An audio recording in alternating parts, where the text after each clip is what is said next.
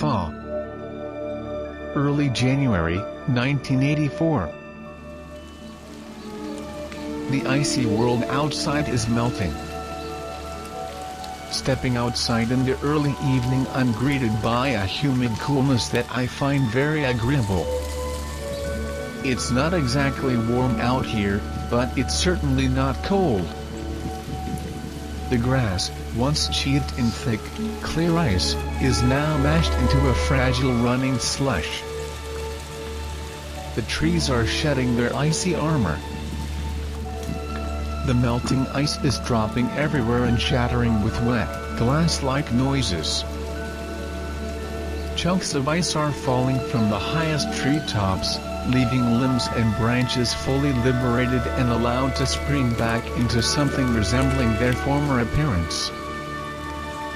It looks like the planet Krypton from the first Superman movie when the world was falling apart in showers of sparks and crystals.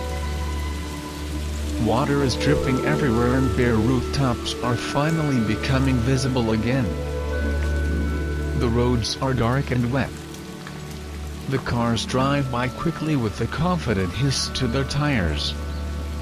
The birds are out in force, chirping and hunting vulnerable worms in the cold mud of the yard. A lot of the runoff water will refreeze again tonight. But, for all practical purposes, the ice storm has ended.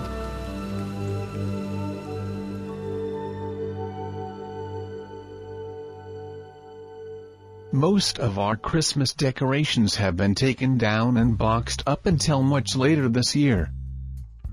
My uncle from Star City tore down our broken wire fence and rolled it up the other day. An icy limb mercilessly crushed the thing during the storm and there was just no bending it back into proper shape again. So now it's rolled up in the backyard, full of dead leaves. I went outside a little while ago and shook it. I don't know why I shook it. I just shook it. When I shook it, a bat flew out. I certainly didn't expect for that to happen and so I ran away.